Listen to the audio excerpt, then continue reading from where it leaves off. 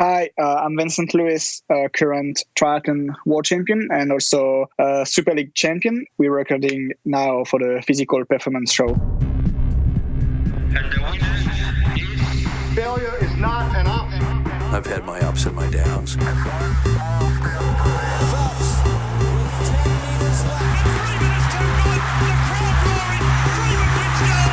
I think it's an absolutely breakthrough experience. Welcome to the Physical Performance Show, the show designed to inspire the pursuit of your physical best performance. I'm your host, Brad Beer. Listen in as we delve into how the world's top physical performers achieve their success, as well as the highs, the lows, and the journey of getting there. Let's get ready, set, let's go. Welcome to the Physical Performance Show, brought to you by Physiocrem and Pogo Physio. I'm Brad Beer, sports physiotherapist and exercise scientist by trade and training, and founder of Pogo Physio. Each week, we'll aim to bring you the latest and greatest information and inspiration designed to help you perform at your own physical best. We do this across a range of different episodes, including interest editions, expert editions, coaches' corners, and featured performer episodes. And on today's episode 194, the final episode for the calendar year 2019, we are going out on a high. Today, I'll bring you a conversation that I recently had with freshly crowned World Triathlon Series Champion for 2019, Frenchman Vincent Luis. Now, just last week on episode 193, I caught up with Vincent's coach, Joel Filiol of the JFT crew. And the timing couldn't be better to bring to you this conversation with Vincent. If you missed last week's episode, the Coach's Corner with Joel Filiol, elite triathlon coach and Olympic performance director for the Italian Triathlon Federation, then please do yourself a favor and jump back and enjoy Joel's share-ins. Joel shared around why simplicity really is the ultimate sophistication. And that is a theme that you'll hear Vincent Luis sharing around on today's episode. By way of bio, Vincent Luis is the current World Triathlon Series Champion for 2019, is also the reigning Super League Triathlon Series Champion, where I've had the distinct pleasure of getting to know Vincent behind the scenes in my capacity as series physiotherapist. In 2018, Vincent was second in the World Championship rankings for the World Triathlon Series. And in both 2017 and 2018, Vincent took victory in the series grand finals. He's an athlete that really does know how to execute under pressure. Vincent started his professional triathlon career in 2005 after shifting over from a very promising junior swimming career. And it might seem that Vincent has never looked back, but as you'll hear on today's episode, Vincent was crowned World Junior Triathlon Series Champion in 2008, and 11 long years later, Vincent was crowned World Open Triathlon Champion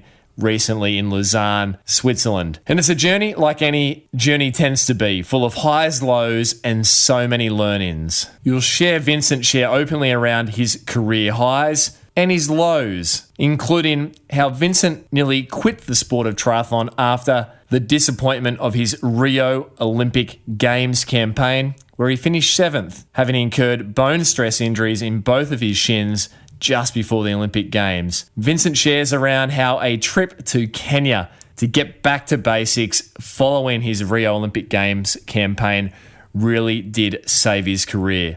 And the learnings that Vincent shares are many, including how to deal with pressure and expectation, why it is important as an athlete to recognize that you are not stronger than nature, the challenge that the late Laurent Vidal, fellow French Olympian, laid down to Vincent on a start line that changed his approach to racing thereafter, why listening to your body is a must, and why Vincent so dearly believes in the mantra that he has tattooed to his chest, and that is to have peace you must prepare for war. Here is my conversation with current 2019 World Series Triathlon Champion, Super League Series Triathlon Champion, Vincent Luis. Vincent Luis, this is a real treat for me. I have been looking forwards to connecting with you on the show for quite a while. So welcome to the Physical Performance Show. Thanks, Brad. Thanks for having me. And I think the wait has been worthwhile, considering not too long ago you were crowned as the current or 2019 World Series Triathlon Champion, also the Super League Triathlon Series Champion. It's been a real, I guess, summation of years of work for you. Yeah. It's been a while that I want to be world champion. I mean, as everyone racing high level, I guess. But yeah, I've been junior world champ 2008, and since that, I promised myself that I want to be the elite world champ. And that's funny, because when I was like junior world champ 2008, actually Ravi Gomez won the elite category, and like 11 years later, so 2019, I won, and Ravi was third. So it's kind of a good thing, and that was good memory. But yeah, I'm really proud of this title. It's been years of hard work, and yeah, I think all the pieces came together to deliver this good performance. And I mean, it was a remarkable year of consistency. The worst finish across the long and tour bus of the World Triathlon Series across so many different countries. Your worst finish was a 6th, and you had to finish no less than 5th at the grand final in Lausanne to take the title. And you had Mario Mola, your training partner, and as you just alluded to, Javier Gomez in the race as well at 36 years of age. So you really executed under pressure. But how did you go into that race, Vincent, dealing with that pressure? As you say, this had been a goal of yours since you were the junior world champion in 2008, 11 years prior. Yeah, that was kind of a pressure, coming to the final, being the leader and having all the cards, or mainly all the cards in your hand to deliver a good performance and to be world champ. But yeah, as you said, I had to finish in the top 5 position, and it's never easy, when you're racing Mario Mola, Ravi Gomez, Jack Burswittle, Jelle Gins, the Norwegian guy. That's a lot of people that can still beat you, and five is not easy. And even more, that was in Switzerland, which is really close to France, and I got a lot of people came for me, and that was not the pressure, but you can still feel it. And when I remember I was rocking my bike in transition area, and I heard this crowd yelling my name, and all the other French athletes looked at me and were like, "What the heck is happening?" So that was not pressure, but that was emotional, So you just have to deal with that. And I think I kind of did a good job. I could have changed some stuff, the days prior to the race. I had a lot of commitments, and I think I could have arranged that a bit better. But yeah, I mean, at the end, the results there, I looked back a bit and checked the boxes I can tick a bit better or do a better job with it. But yeah, by the end, you're world champ and you forget all of this. Yeah, and what a memorable photo it was with Javier Gomez, Mario Mola, Javier having 5 world titles, Mario, your training buddy, having 3, and now you're sandwiched right in the middle. So it's a steamed company. Yeah. I've been training with Mario since almost 2 years now, and I know him since, I don't know, maybe 10 or 12 years. And as I say, I've seen Ravi won the world title in 2008. So that's guys I just look at, and I want to be like them. I just want to be part of the party, and I want to be on top of the scene and watching the other people try to beat me and try to fight to get my spot. And that's a tough place to get to. But as soon as you're there, you don't want to leave. You don't want someone to get this spot, and you're just fighting super hard for staying the leader. And training with Mario has been really useful with that, because he's just a quiet guy, and he has this self-confidence that you just have by winning races. You can't have this confidence if you don't win. And I think that's the difference between these guys and the other that are just following. They're just actors of the race. They just say, okay, I'm the leader, I'm going to win the race if I have a normal race. So my standard is just winning. So you're not scared about failing, you're just scared about not winning. That's different. And yeah, you just come into the race with a different mindset, and I think that's that's what helped me. And I think also coming to Super League and just being like, okay, now it's gonna be just fun. I just have to pick when I'm gonna attack and not until when I want to go with the leaders. It's just like, I'm the leader, so I'm gonna make the race mine, and if they want to follow, they still can try. And is that the sort of approach? This is a big year coming up, another Olympic year, which will be, as now a member of the French team heading to the 2020 Tokyo Olympics. Is that the mindset you'll take into Tokyo, or is it different? Yeah, that's the same mindset. I mean, as you mentioned earlier, my world place was 6th this year, and I was more between 1st and 3rd. So that's what I want to. That's what I want to be at the Olympics, and I want to make this race mine.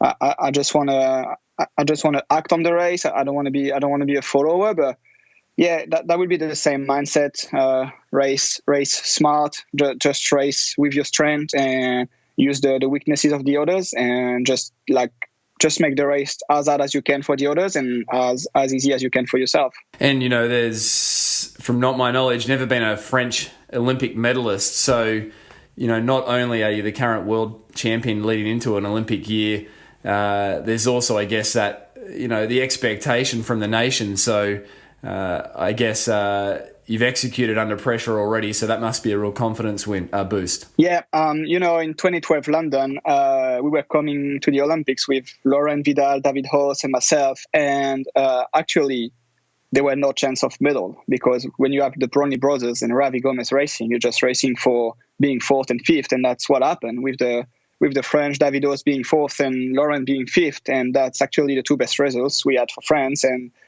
coming to 2016, I already beat these guys. I already beat the Brownie brothers and Ravi and all of these. So I was just racing for the medal, and even maybe being a bit too eager to race for gold. And I failed. I finished 7th, and that was a big disappointment. But I just swear that I will never get caught to this game, chasing gold and ending with nothing. So yeah, coming to 2020 now, it's just okay.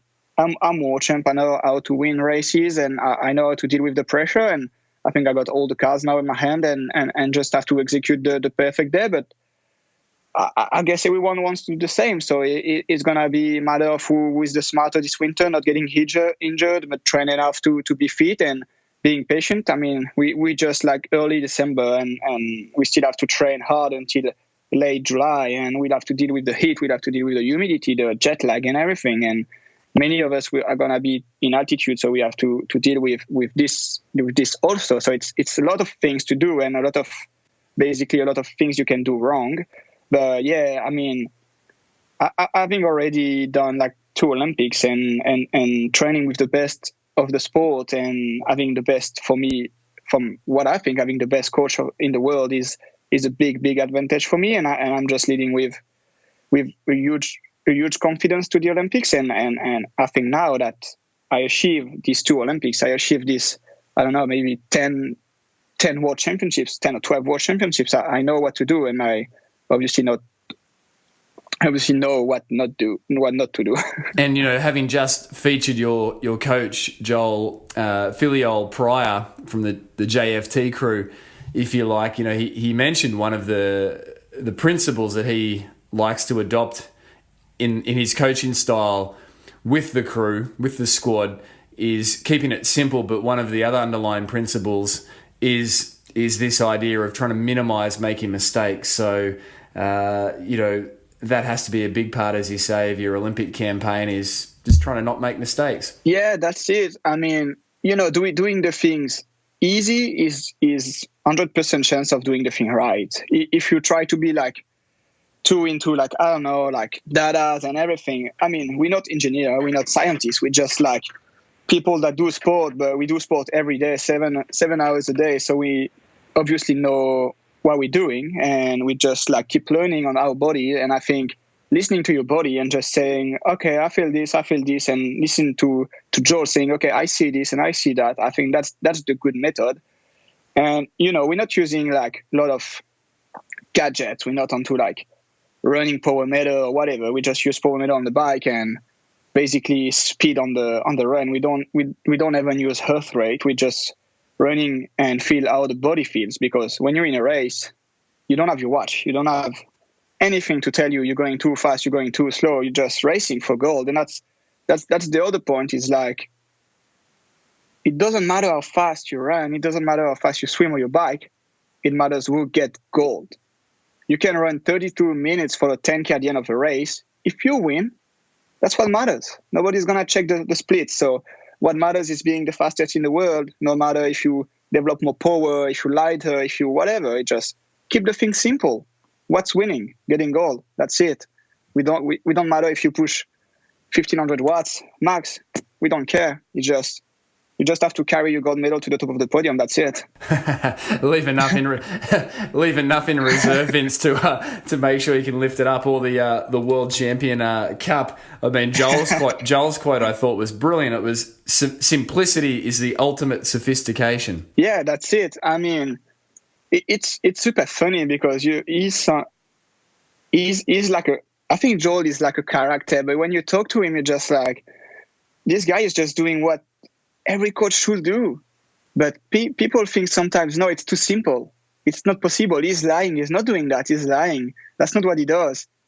But yeah, that's it. I mean, we're doing the basics, but we're doing the basics right and with consistency. We train 30 hours a week. We do not try to train more, but we train 30 hours a week, 50 weeks per year. And we know what we're doing. We never go crazy. We could ride 6 hours, 7 hours, but what's the matter? We could run faster, but what's the matter? We're doing something that works, obviously. Like, we're just doing the thing that works, and we keep doing this. And, I mean, as long as you have a good group around you, you're surrounded by good people, and the confidence is around, and people keep winning. It's just like lifting everyone up. Everyone wants to win, and it's not a matter of being jealous. It's a matter of being part of the success. And, yeah, I think just keeping the things simple is also, I don't know, making you sleeping better and having like a quieter mindset and just saying, yeah, what we're doing is right. Because even if I'm not winning, people around me are winning.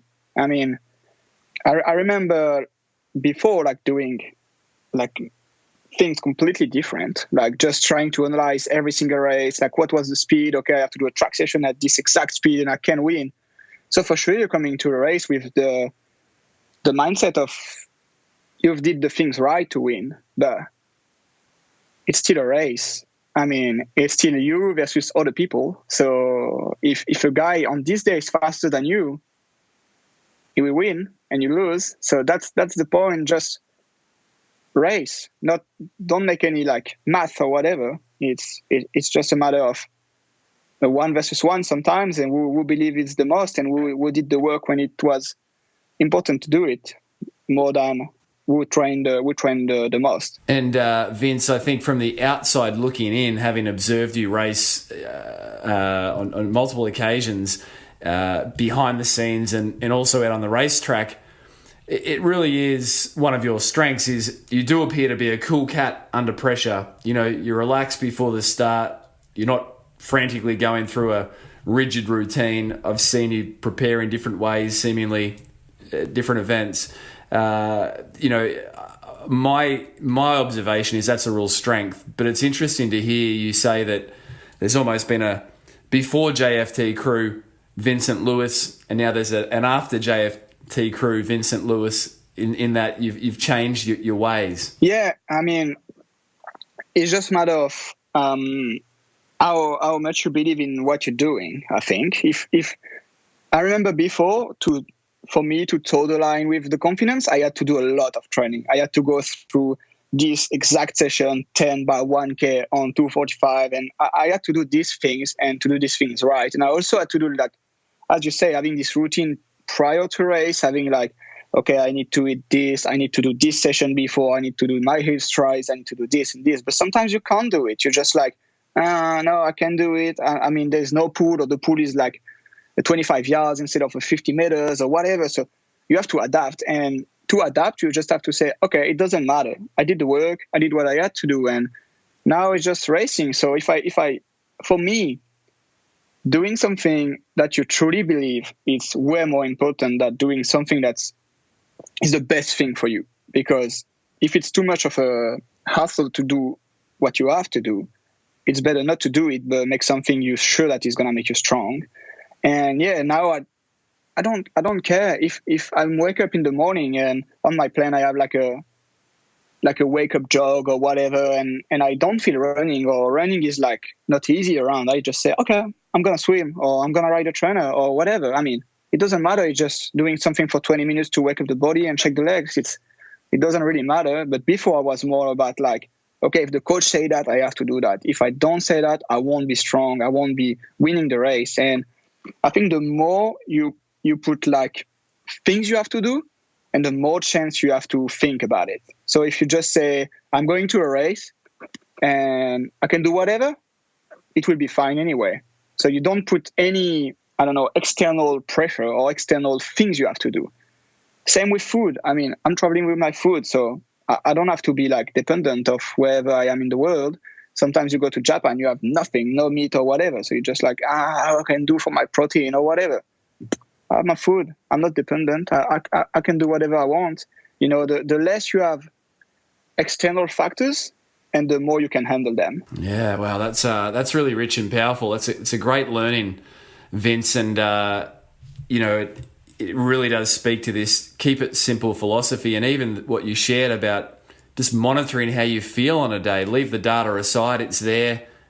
Every athlete that wants to on the planet can access a plethora of data, but it's, you know, the science around recovery and athlete monitoring really speaks to mood, isn't it? For an example, as an evidence-based way of gauging where an athlete is with adapting to the training. And so I think it's very liberating for athletes of any level, Vince, to hear a world champion, you know, comment that, hey, just take it how you feel.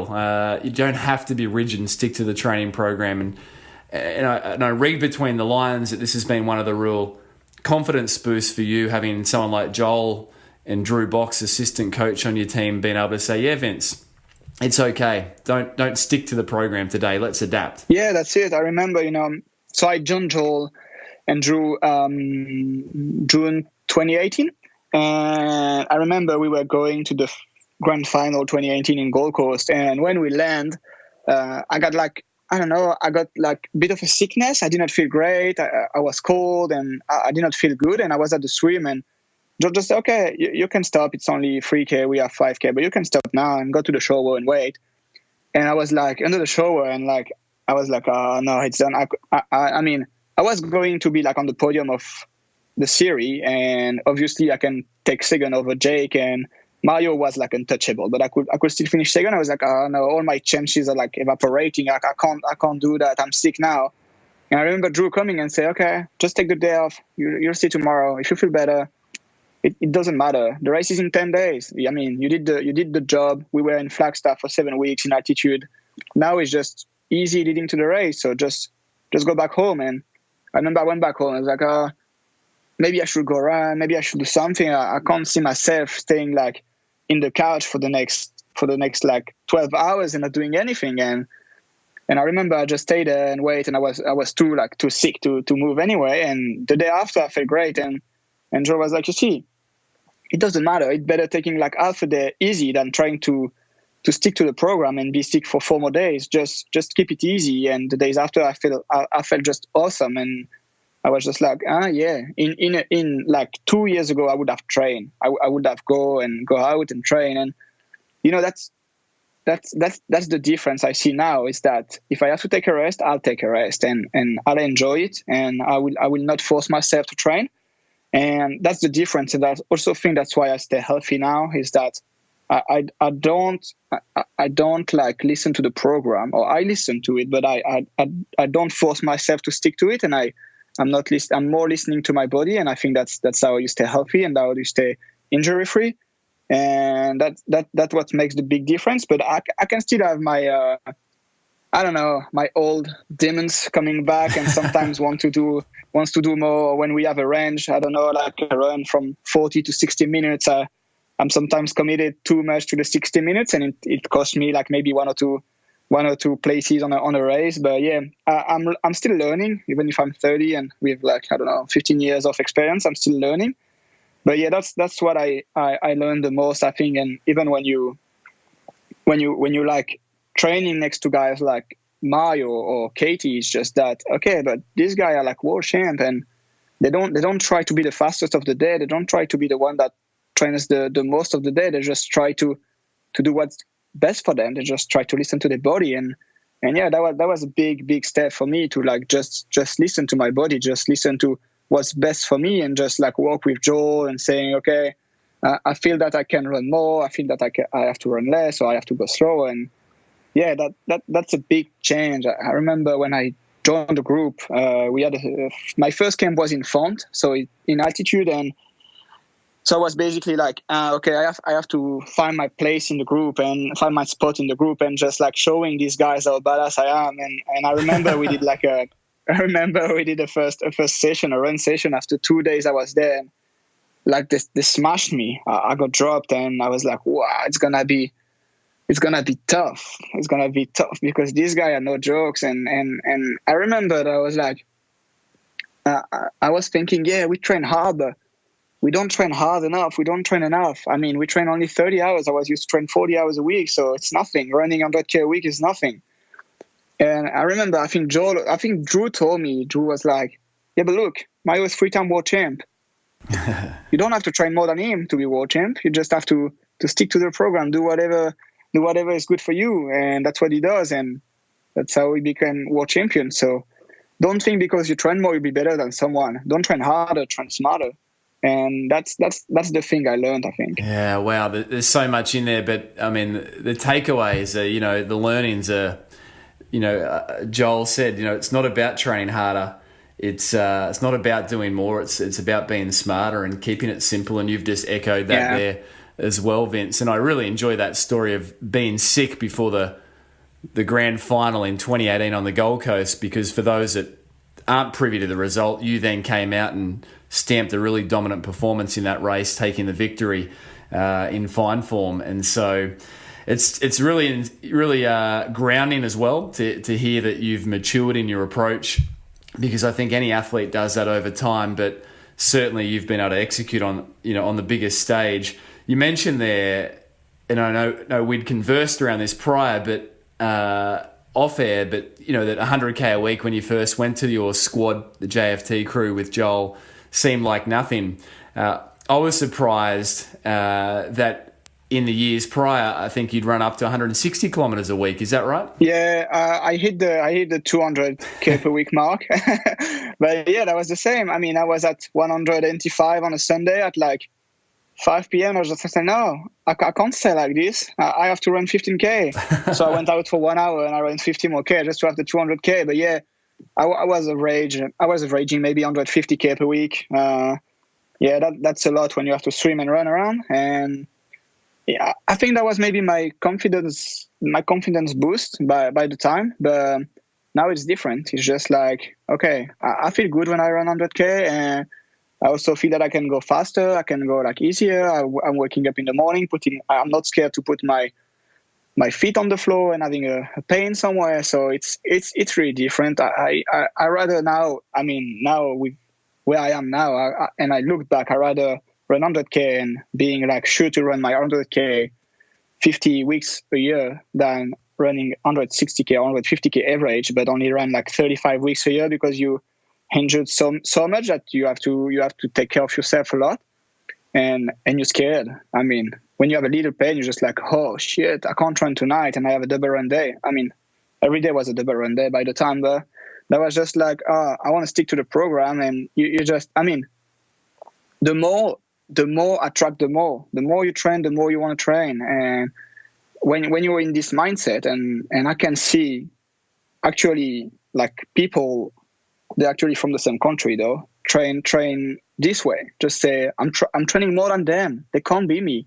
But by the end, yes, that's the point. It's not, as George said, and as I truly believe, it's not training harder, it's training smarter. Yeah. I have a little adage in my work as a physiotherapist with endurance athletes, Vince, and that is be a builder rather than a boom buster. It's easy to get excited and do more, go harder all the time, and then have to sit on the sideline with an injury, and what that then costs you in that consistent workload that you can create with, as your coach refers to, that deep aerobic capacity, is so costly. And I mean, prior to both of your previous Olympic campaigns, Vince, London in 2012 and then Rio in 2016, you, had bone stress injuries before both. Yeah, that's it. That's two different stories from my point of view, but leading to London, basically, we had 3 spots for the race, and Laurent and David were already qualified, and I had still to prove.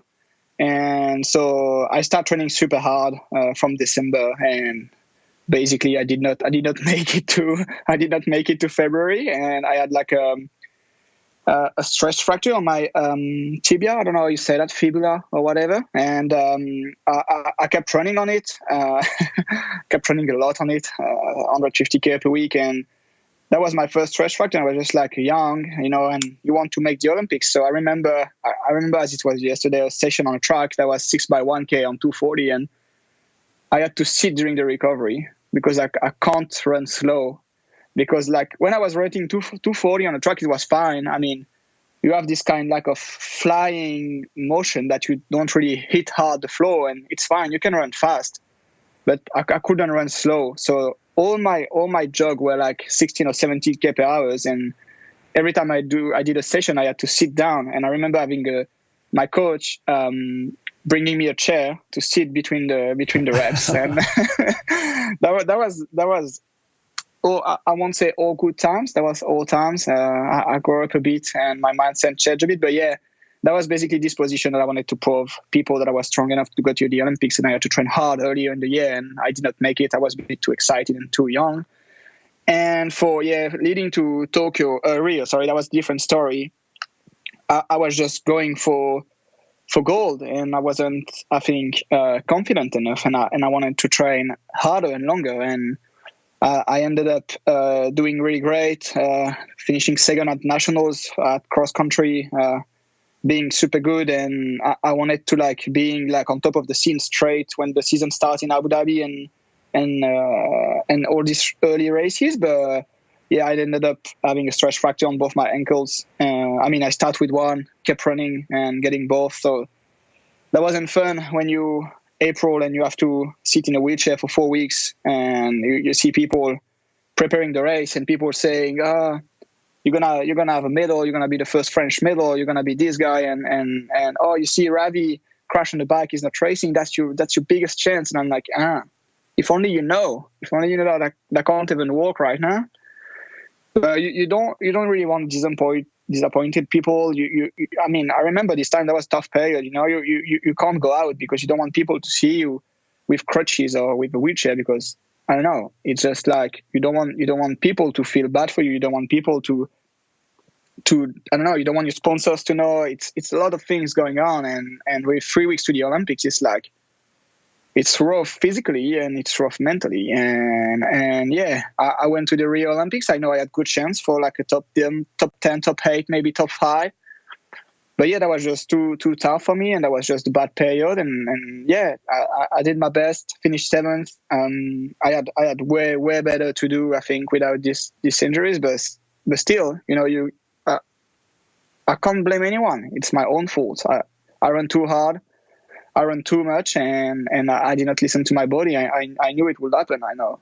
I mean, when you're training 40 hours a week, and you run 170K per week, sometimes something's gonna happen. You're not stronger than nature. It's just your body, and take care of it. And you can do whatever you want. It's just a matter of time for the bad things to happen, and it's just how you handle it. And I think every time I had injuries, I did a good job being back on my 2 feet within 6 weeks, even if that was sometimes big stress fractures. I remember my family also that I had a stress fracture, and that was a big one. But yeah, I did a good job, and for once in my life I was patient, I guess. And I do the rehab well. But yeah, that's a tough time, when you train hard and you just can't train, and you have the biggest race of your life coming in a couple of weeks. Would that be one of the most difficult times in your professional career, Vince? The darkest day? What would be the darkest day in your athletic career so far? Yeah, I think that was even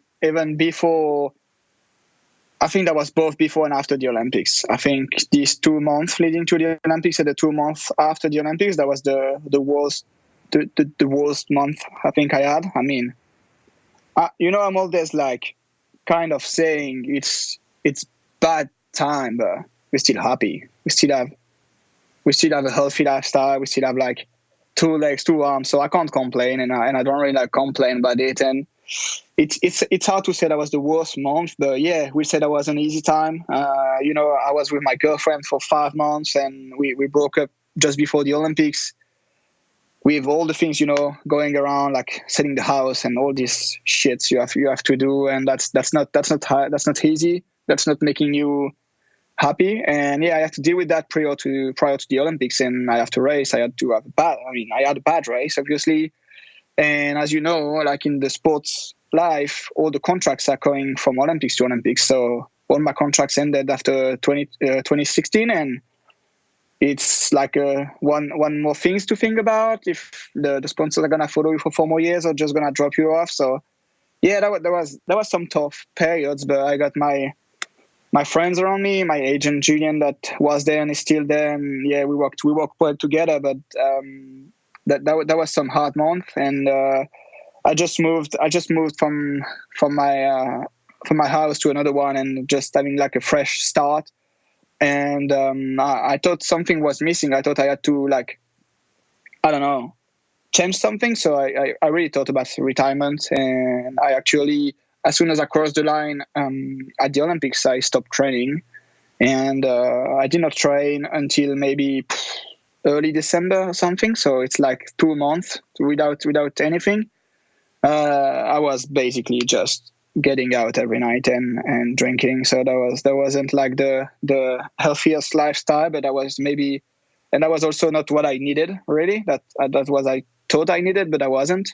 And I just took the decision to take like two tickets for Kenya and going there on Christmas and seeing what's a real tough life, because we think we have a tough life, but that's nothing.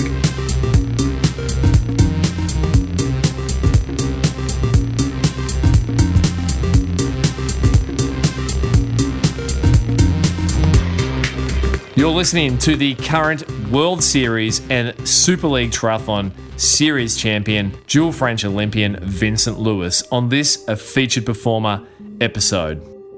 Support for today's show comes from PhysioCreme. PhysioCreme is a topical massage cream containing natural plant-based ingredients, ideal for the temporary relief of muscular aches and pains. If you're conscious of what you put on your body, you'll be happy to know that PhysioCreme does not contain parabens or hydroxybenzoates, and its non-greasy formula doesn't leave any sticky residue behind. PhysioCreme can be found Australia-wide at your local Coles, chemist or health store, as well as via their online shop. They've offered listeners of this show 20% off their entire online range by simply using the coupon code POGO, P-O-G-O, when you shop at physiocreme.com.au, FISIOCREM.com.au. Hurting sucks, and PhysioCreme have got your back.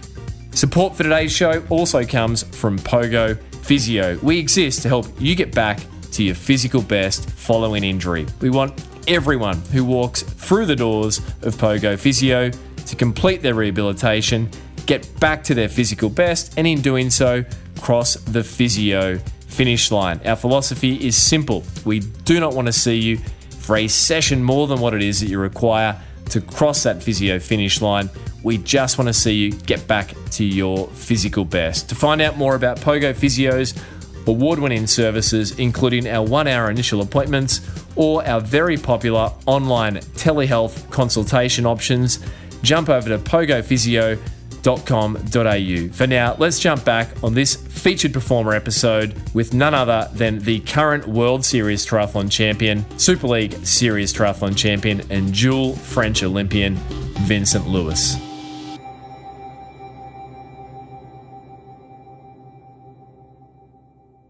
I think this is a great story if we can go there, Vince. So you've come off the back of the Olympics, as you just mentioned. You spent some time sort of, contemplating retirement, but then what gave you the thought to jump on the plane to Kenya? Was it just that you wanted perspective?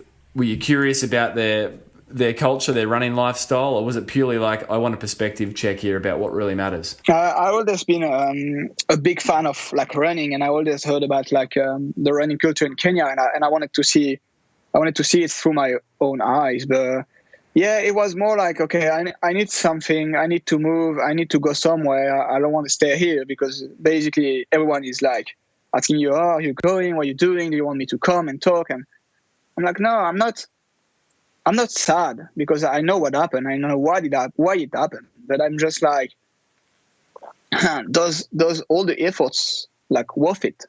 Does like all the time I spent far away from my family and like all these things, does it worth it? Like to finish 7th at the Olympics? I have nothing more than before, and I spent so much energy and everything. So I was just like, yeah, I need to go somewhere. I need to see something else. And I just check, okay, where I should go.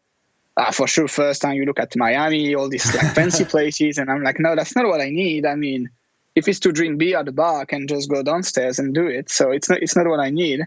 And I was just like, yeah, I should go back to training. I should try to go somewhere that I can only train. And I was like, yeah, Kenya's perfect. So I told my coach, okay, I want to go there. He said, okay, I'm coming with you. So we just take some tickets and get there. And I think, yeah, to be really honest, I think that was the best decision I ever taken in my life, to just say, okay, I want to see something different. So I want to see like people that are not doing sport because they're good at sport or they want to like enjoy the lifestyle or whatever. I want to see people that do sport because they have to, because they have no other choice to do sport, to trying to succeed and to trying to have just the money to live. So I just went there and I was like, I'm not ready to live the real Kenyan lifestyle, so I'm going to have a hotel and everything. But yeah, that was tough. I mean, wow, cold shower, no TV, no internet, just like waking up at 5 a.m. and train. And I was unfit, so getting dropped by the girl and just being in the middle of like the Kenya land and not even knowing where to go. That was just like, okay, that's the real life. And I took a guy with me and just asking like, so what are you doing in life? He's like, I'm running. And what are your PBs? He say, oh, I'm running 28:30 on 10K. I'm running like 2:08 on a marathon. And I'm like, yeah, but why are you still here? Oh, I'm still here because I'm maybe, I don't know, the 50th Kenyan. So nobody wants to take me somewhere else. And I don't have money. I don't have a visa. So I'm just staying there. And I'm like, wow. And I remember one day he invites me to his house. That was basically a 2.5 square meters, like garage or whatever. And he's just like, oh, what do you want? I have a mango. I have like some milk. We can make some tea. I'm like, no, I don't want anything from you. I just want you to tell me a story and just say, you know, I'm renting this place for 15 euros per month, but I can't pay it. So that's my brother that paid for me. And he had nothing. And he was just like, say, okay, maybe one day, if I'm good enough, they will bring me to Europe or to US for running for them, and I can make him like a living. But for now, I'm just running and trying to be better. And I was just like, wow. And I'm just like complaining about being 7th at the Olympics. And it's just like, wow, no, I can't do that.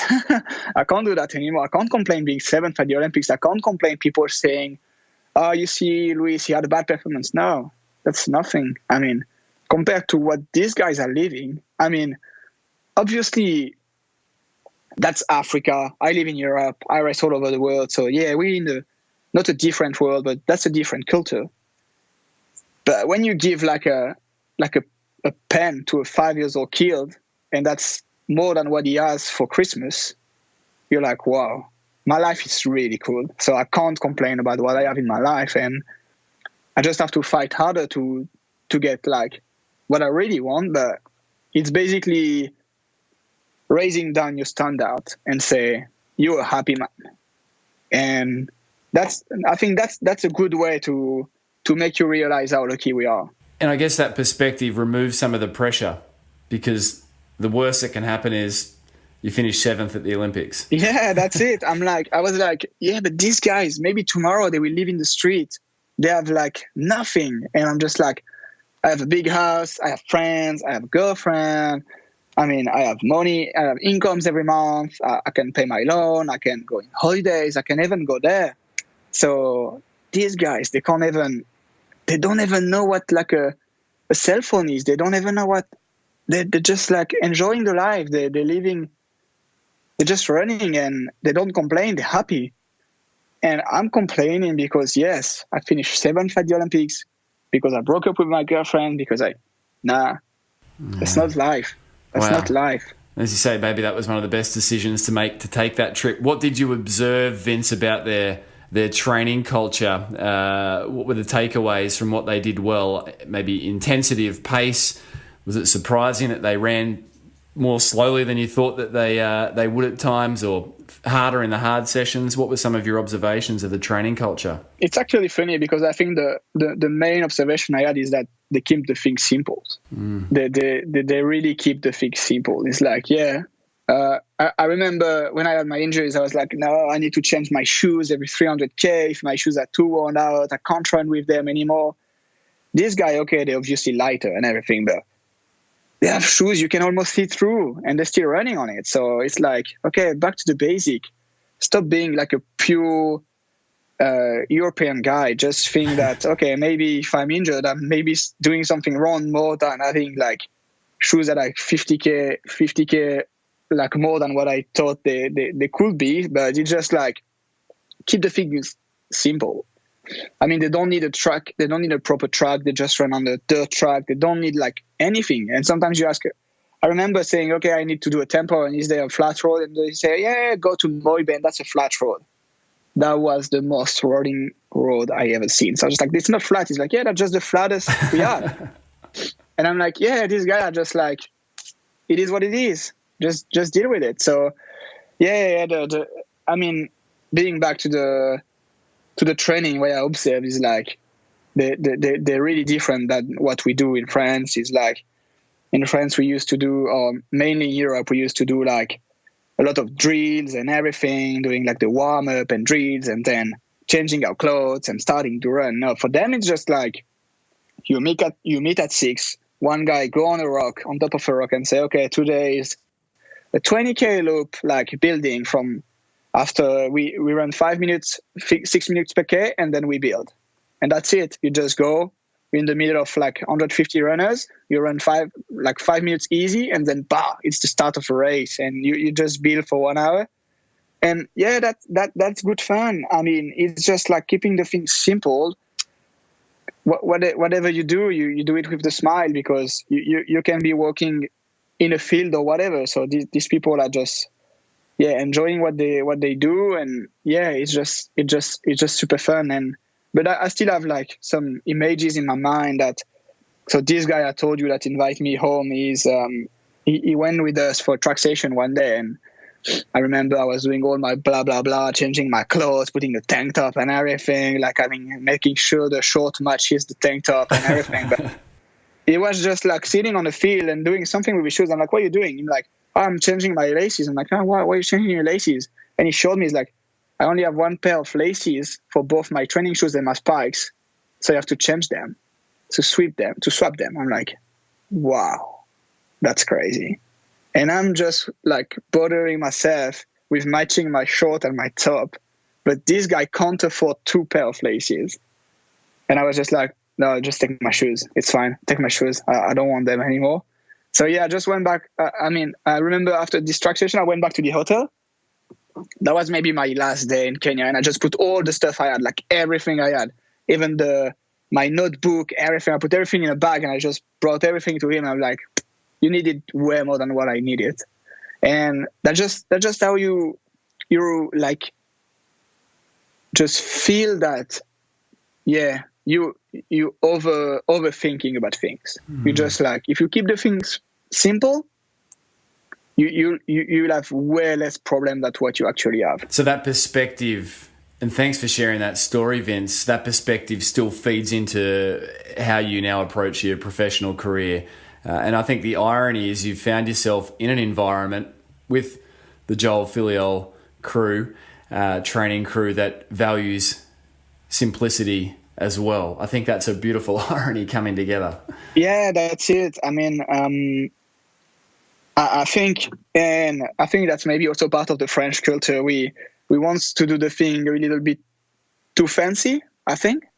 Like going into races, having these fancy hotels, having every time like a lot of like staff around us and everything. We want the last like gadgets for training and everything. But I remember like going into the camp the first day, and we were like in bungalows, and I arrived like at, I don't know, 11, and I was just like, okay, wow, I need to make my bed. I need to do all this stuff that I'm not used to do, because I never have to do that. I'm always going home. I mean, by the time I had a maid at home doing everything for me, and I was used to go to hotels and having everything done for me, and I just arrived at 11 with no food, my bed, I had to do my bed, and everything was just like, okay, now we're back to real life and real training, and that's what I like. And, you know, leading to Lausanne with Mario, we were training together, and we just went in Font-Romeu in the center, and the room are like really, really small, believe me. And I was just like, we obviously gonna be like first and second at Worlds. I mean, me first and Mario second, or the opposite, but whatever, we're gonna be first and second.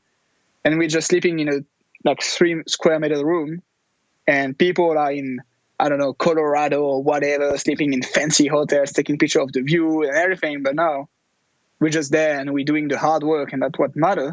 And I think that's the real step I took going to Kenya and also joining Joel is we keep it simple. We're doing the thing simple. You sleep as good in a Hilton or in the Ibis. That's the same. The bed are the same. It doesn't matter. That's just matter of if you're going late to bed in a Hilton, you're gonna sleep worse than if you're going early to bed in the Ibis. That's the thing. It's just how you feel about it. It's just how you think about it and how you handle it. But if you keep it simple, yeah, you're gonna have less problem. Believe me.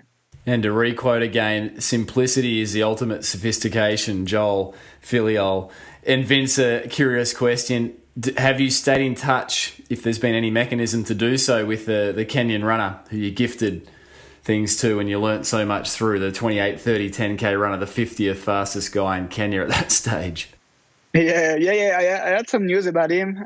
His name Mark, and for the funny story, when he invited me over for the tea, I said, okay, what are you doing tonight? Just come and you'll come to the hotel, you'll have a buffet and everything. And I remember the buffet was maybe 15 euros. So there was like a month fee for the place he was renting. And he just came there, and I remember he had nothing. This guy had nothing. Like he had one or two running outfits, and that was it. And I remember he went there, and the guy at the desk did not wanted him to come in. So I had to go and grab him and say, yeah, he's with me. I'm paying for the buffet. He can come. And I remember he had this like really, really old and worn out jacket, like that he wanted to put on him to make like to be a bit classy. And I said, what is this jacket, Mark? It's like too big for you. Oh yeah, it's from my cousin. I borrowed it for the dinner and everything. And I remember he had so much food. That was insane. And he was so happy. And I was like, yeah, you made my day. You made my day being like happy and having food and enjoying the moment. And yeah, that was funny. And I remember he was like a huge football fan. And he said, can you bet for me on a match? Just bet €1, please, bet for me. And yeah, that was like good fun. And yeah, I'm still in touch with him. And yeah, he's still running all day long, trying to like having a manager, bringing him home, bringing him in France or in Europe or whatever to run. But yeah, it's just a matter of hard work and some luck, I guess. But yeah, I believe Mark is happy with what he does, and that's the essential. Yeah, and that's the perhaps the best definition of success, Vince, being happy. Yeah, for sure. You're listening to dual French Olympian and current Super League Series and World Series Triathlon Champion Vincent Luis on this Featured Performer episode. If you missed last week's episode, as I said at the top of the show, you must go back and devour the teachings and learnings to be taken from Vincent Luis's very own coach, Joel Filiol of the JFT crew. Joel is the Olympic Performance Director for the Italian Triathlon Federation and the coach of the most talent-laden triathlon group on the planet. Here's a little snippet of what you missed. That level of sort of sport IQ is different amongst different athletes. Some athletes you come across and you just think this athlete is so keyed into the things that are important and they see so much. I was asked to do a talk on the career of Simon Whitfield a few years ago. When he was racing, but also in probably more importantly in training, he just could see more than other athletes. To tune into the full episode 193, featuring Joel Filiol on the Coach's Corner episode, jump over to wherever it is that you enjoy your podcast from. And whilst there, be sure to peruse the archives dating right back to episode 1 featuring surf lifesaving Ironman champion Ali Day. For now, let's jump back on this featured performer episode, the final for 2019, featuring the current World Series Triathlon Champion Vincent Luis. Vince, you ready for a rapid-fire performance round? Yeah, sure. All right, here we go. Vincent Luis, current World Triathlon Series Champion. Training session most disliked? Right under the rain. Whatever. Riding under the rain. Training session most loved? Build run or hill reps on the bike. Favorite pre-race meal? Chicken and rice. Keep it simple. Bedtime, morning time, is it quite rigid or a bit more relaxed? It's relaxed, but bedtime around 7:45, 8, and wake up 6:30. Vince, who's the athlete you most admire and why?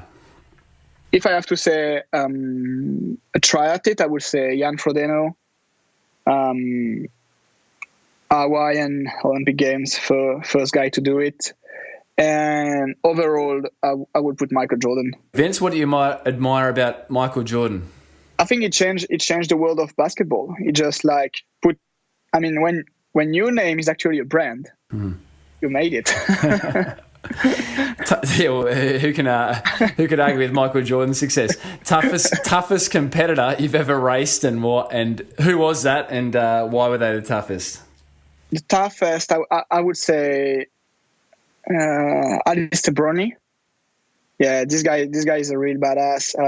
He doesn't want to lose. He doesn't want to lose. Sorry, he is just going for gold. And I remember. I mean, it's so funny racing him because he's like a mad dog when racing. And as soon as the finish line is crossed, he's just like the nicest guy you can see. And I remember London 2015. I announced that I wanted to go for the win, and that was his territory. That was his land, and we just had like not a fight on the bike, but we were just like sometimes helmet against helmet, and just like having the elbow a bit wider than usual. And I remember we crossed the line, and he beat me because he won, and I finished third, I think. And we just look at each other and start laughing, like saying, "Wow, that was a good race." And I think that's how you see how tough is the guy and how bad he wants to win the race. And I think he was happy to find someone that just want to win as hard as he wanted. It's that mutual respect. Yeah, that's it. I mean, you earn the respect when you race, and he is this kind of guy that just wants someone that is as tough as him. And yeah, we had a lot of races together. He beat me more than I beat him actually. But we had a lot of races together, and every time there was a good fight, and that was really fun. We had a lot of contacts during the race, but it's always stay like fair, and it was more matter of like playing with the other nerves, and that's what I like. You know, it's I always say that it's not matter of in kind of a race or of a war. It's no matter of who has the biggest gun. It matter of who shot the first one. It's just like I'm gonna make you believe that I'm stronger than you, but I'm not gonna show you. It's just you think I'm stronger, and I will keep it in your mind, and so I'll beat you. And that's how he did. And I remember like listening to him sometimes before race season. I was just like, but why nobody is saying someone to this guy? Why everyone's scared from this guy? I'm not scared. I mean, if he wants to fight, I'm gonna fight him. If he punch me, I'm punch him back. That's how it works, you know. You this kind of guy that just like They just want to make you losing the race before it can even start. And if you play the game, they will always beat you. But if you go in their game, they will have a challenger, and they will be happy with that. And that's what they like. And I think I'm kind of the same as him. I have the same mindset. I'm just like, yeah, just show this guy how hard I can be, how tough I can be. And if a guy wants to play, cool, we're gonna play together. And that's why I think Alistair is like a guy I like to race against. And I think it's interesting that there seems to be this thread between peak performers where they're not afraid of those hard battles. They actually respect and warm to them, almost like bees to honey. It's whatever the saying is, honey to bees, but it's that enjoyment from the challenge, the battle. It's not winning easily that matters. It's winning a well-fought battle. Yeah, that's it. I mean, I train for racing. I'm not training for doing a race by myself or for not having anyone racing me. And that's also like, people ask me a lot, oh, what are you doing after Tokyo? Are you going long? I'm like, no. I mean, I want to do long if I can actually have someone to fight with. And that's also why I like Super League so much, is like you have so many contact, you have so many adrenaline coming into you, and the fight, it's so hard. And it's sometimes matter of just taking a psychological ascendant on someone, just saying, no, you're not going to beat me, you're not going to pass there. You want to pass there, I'm going to block you. I'm going to do everything I can to beat you, and I'm going to make you believe I'm better than you. And that's how it works. And that's what I like.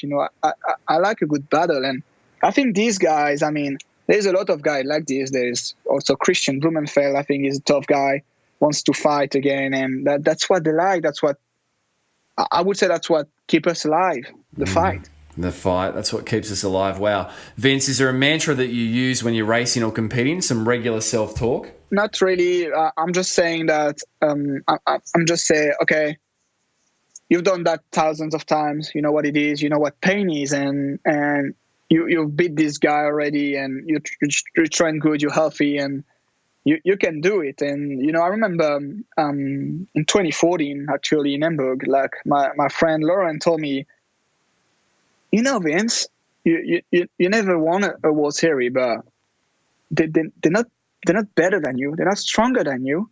That's the same. You got 2 legs, 2 arms, 1 head. They're the same. So just go fearless. Just go as if you were better than them. Don't think about how to handle or keep up with them. Just think, when I'm going to attack, to beat them. Show them you're not scared and they're not stronger. And that's actually this day that I realized that I can be stronger than them. I already had a podium before, in Stockholm, 2012, but it was more like I was with a French guy, fighting with a French guy for the last spot on the podium. And I was just like, okay, I beat this guy. I'm better than this guy. I'm going to beat him and finish third. But against these guys, like the Brownies and Ravi and everything, it's more like, oh, no, this guy is so good. This guy, they have all the medals. They won the Olympics. How can I do it? It's impossible. If I'm fourth, I'm fine. I'm happy with that. But just say, no. Don't be happy with fourth when you can win the race. And you just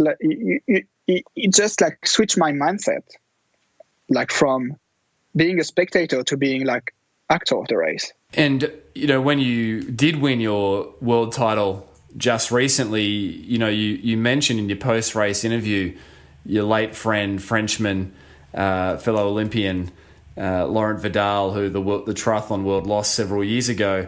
You mentioned him, so he, and you just mentioned that encouragement he gave to you on the start line there in Hamburg, I think it was, really changed your perspective, as you say, from being a spectator to a participant, someone that can challenge for the win. It sounds like Laurent left you with a real legacy of belief. Yeah, I think, and I truly believe Laurent was the first triathlete in France to dream big. That was the first one to do that. But for all the matters of sport, performance-wise or financially-wise, with sponsors, it was I remember one day he showed up at a race and he had no sponsor on his shoot. And I was like, oh, what are you doing? Why do you have no sponsors? I'm like, yeah, because now my standards is $30K per year. If nobody give me like more than 30K euro per year, I'm not putting the name on my suit. That's the new standard. And I was like, wow, that's ambitious. But I never thought it was pretentious. I'll just say, okay, that's ambitious, but that's what we need. You know, sometimes you just kill the project even before starting to think about it because you're like, no, that's too big, that's too pretentious. People will laugh about me. Laurent, with I think the New Zealand culture and the like English spoken culture is more about you can dream big. We'll support you. If you fail, we'll still be with you, and you can start again and dream again and have a new project again. Don't be scared about failing. And I think that's what Laurent bring to us. The French is more like there is two different words for pretension and ambition, and that's for a reason. And being ambitious, it's fine. And even if people think your dreams are crazy, that's sometimes not crazy enough for you. So just dream big. Don't be scared. If people do it, you can do it too. There is no rule for sport. There is no math. It's just like how hard you believe in it. And yeah, it was a big inspiration, and he is still a big inspiration. And I'm still thinking about him when I have to deal with stuff, like when I have to think about, like, I don't know, sponsorship or whatever. I was like, what would have Laurent done with that? What would he have think about it? Like, should I say yes? Should I say no? Should I ask more money? Should I ask? And I'm always like, yeah, he wanted to dream big, not only for him, but also for our sport. Because he always say, I remember he was the first to like trying to put all the athletes together to say, we have to set a standard price for our fees. If we do something for a sponsor, like if we ask for like an afternoon to talk to people, we have to make a standard between all the athletes, because if someone is getting too low, the people are going to go with them. And we have to go the same. I don't know, let's say €1,000 per hour, and make sure everyone say the same. So that's our standard price. But if we go lower, people will think we're cheap people. So that's not good. And I remember he was the first one to think like this, to think like, okay, I'm thinking for myself, but I'm also thinking for my sport, to make it like growing and getting bigger and getting more interesting and bringing sponsors, bringing like money in the sport. And I think that was his main goal. And as soon as he couldn't race anymore, I think that was the thing he wanted, is like helping the sport. And too bad he left us, because he would have been like the greatest mentor I ever seen. I mean, he's still mentoring you in so many ways. And a sidestep from the performance round, that's the legacy of Laurent Vidal. What do you want the legacy of Vincent Luis to be? I don't know. I mean, I just want to make like the young guy having the what matters the most for me is the respect of hard work, I think. But in everything, like in sport for sure, because that's where I evolve, and that's where I live in. Like that's my thing. But in life too, I mean, now I've seen the changes. I've seen the changes in my generation and the generation coming, and it's like, now you want something, you Google it, and it will tell you whatever you want to need. Like before, you had to go to the library, find a good book, open the book, and do your research about it. But now everything is like instant.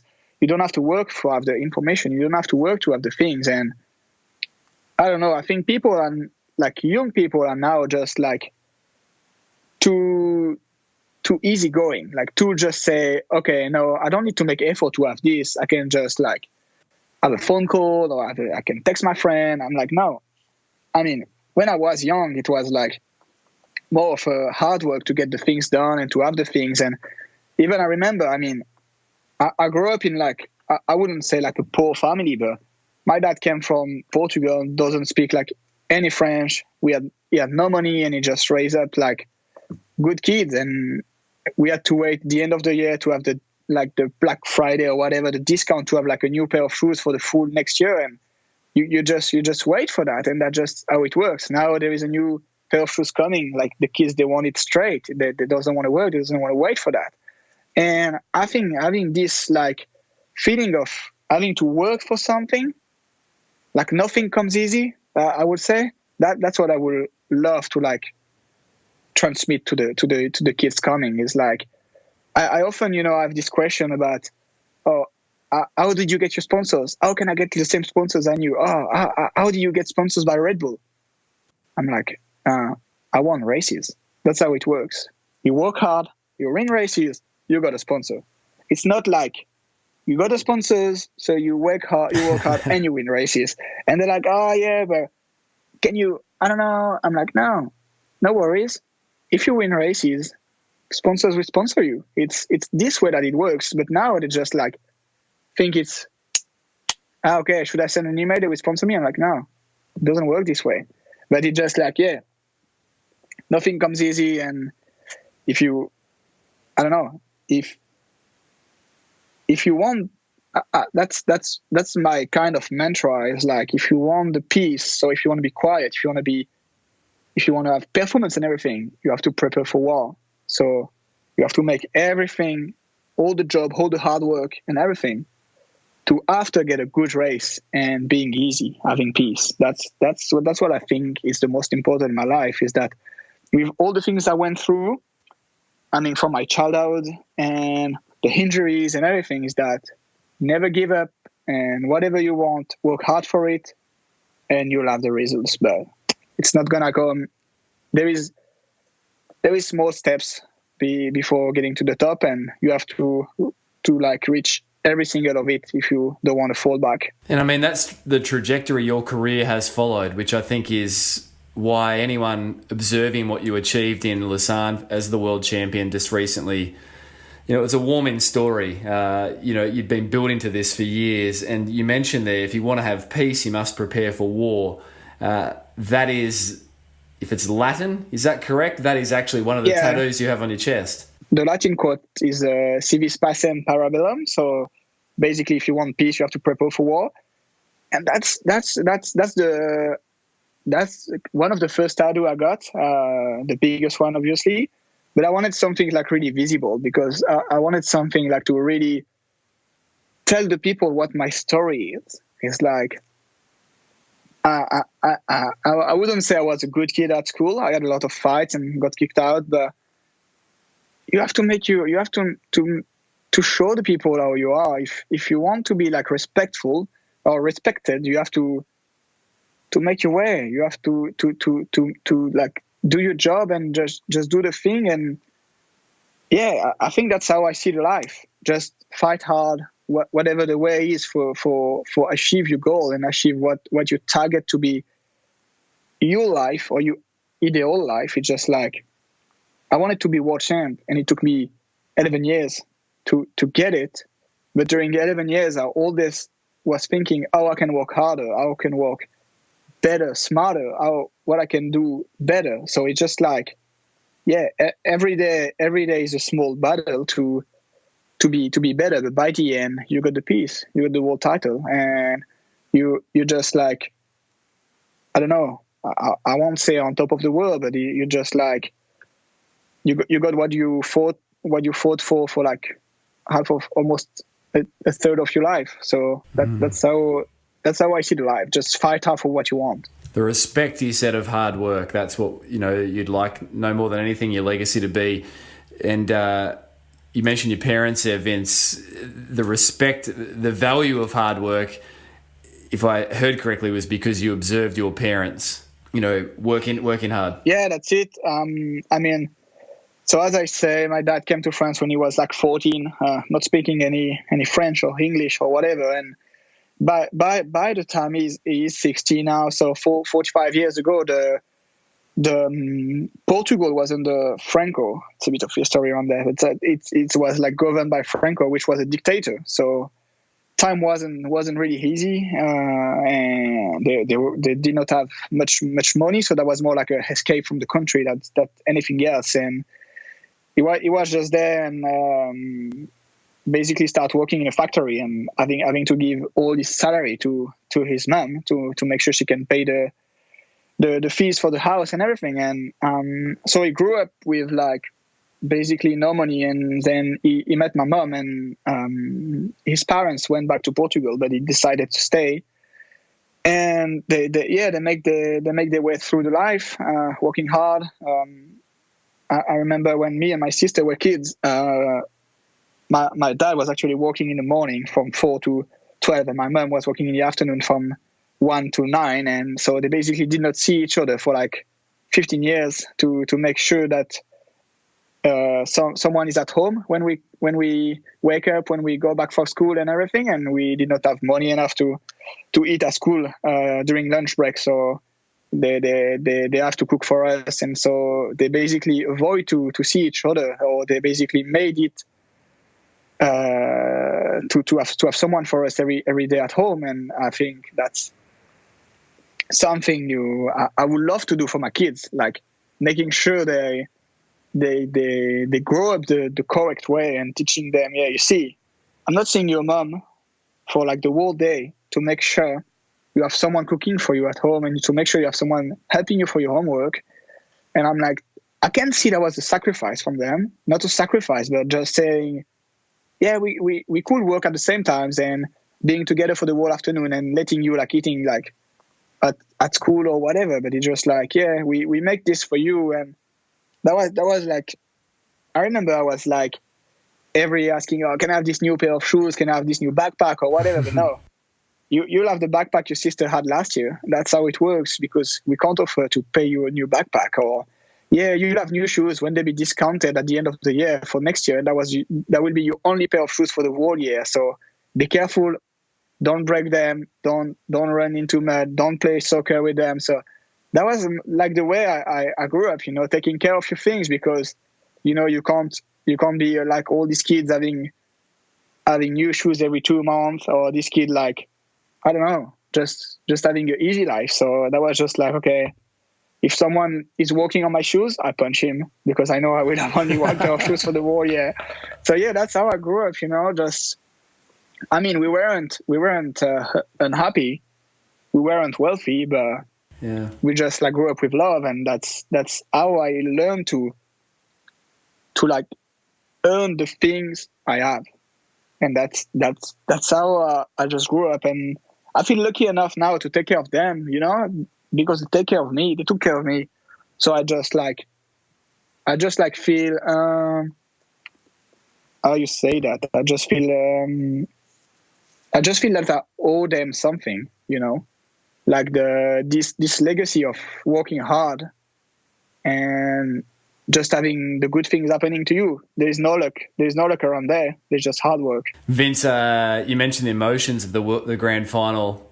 Your friends cheering you as you put your bike in transition, but I imagine the emotions really flowed over when both your parents were there to embrace you when you became the world champion. Can you remember that moment? Yeah, I remember that. That's funny because, they don't really come to races. They're not really used to travel and take the plane and everything, so they don't really come to races. And so I wanted them to come to Gold Coast 2018, but they said, no, it's too far. We can't make it, so we stay home. And so I was like, okay, next year is Lausanne. You have to come. I mean, it's like a 3 hours drive from home, so you can come. They were like, yeah, we come, okay. And they actually took the bus to come to Lausanne. That was funny. And yeah, I saw them. I think my mom did not watch the bike leg because she doesn't like to watch the bike. But my dad was there, and I did not really see him at the finish line. I was like pretty busy and a bit crazy, so I did not really see him. But yeah, after the podium, I saw him, and I remember all my friends were there doing like the bodyguards to let him like go through the crowd and being like on the first row. And yeah, that was a pretty cool moment. I know. I mean, he's a tough guy, so he's not crying or all these things, My mom is funny. She always say, "Oh, you guys crying only when you cut onions, and as you never cook, you never cry." So that's funny, yeah. But yeah, making him proud was like what I always wanted. So yeah, that was cool. But yeah, that was 11 years of hard work, huh? Yeah, there is that. To have peace, you must prepare for war. Vincent, finally, coming out of the performance round, very, very rapidly fire questions here. One word to describe your racing style. Aggressive. How would you describe being in the zone, Vince? I would say flying. Flying, beautiful. And Vince, finally, what's the hardest session you can ever recall in your career, training session? 12 by 400 on the track. All of them under 1 minute and 1 minute recovery. Oof. Vince, you're out of the performance round. Well done. And final series of questions here. If Vincent Luis could condense everything you've learnt through your athletic career into just one piece of advice to help listeners perform at their own physical best, what would that one bit of advice be? Put your own happiness first. Powerful. That's what I would tell you.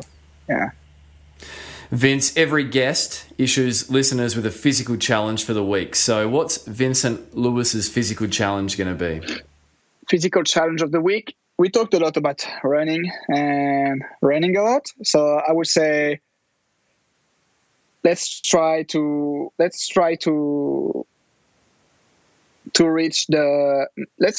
run every day for a week. At least a 30-minute run every day. So it's gonna be already stuff. 30-minute run every day for 7 days. Yeah, like making a 7-day streak. 7-day streak, yeah, beautiful. That's the Vincent Luis challenge. Vince, thank you for your time. It's the start of a big year. I know you are bunkered down there in California with your girlfriend Taylor Spivey, and you've been on a training camp with a few of your teammates, fellow world champion Katie Zafiris and her husband Tommy. So appreciate you carving the time out, and certainly wish you all the best leading into 2020 and beyond, and really seeing this ongoing story continue to play out. Yeah, thank you, Brad. Thanks for having me. It was good to shake a bit the memory about all these things, Kenya, Lawrence, my dad, everything. So yeah, thank you for that. I appreciate this.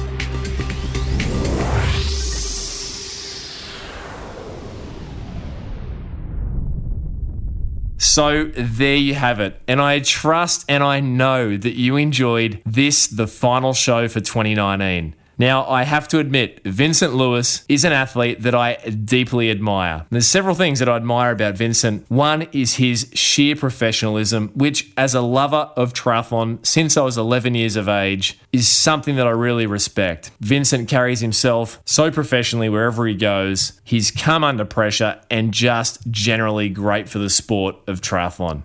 Now, if you enjoyed today's episode, then be sure to reach out and let Vince know what it was that you enjoyed from his highs, lows, and learn-ins. You'll find Vincent easily over on social media, over on Instagram, at Vincent Luis Tri, VincentLuistri.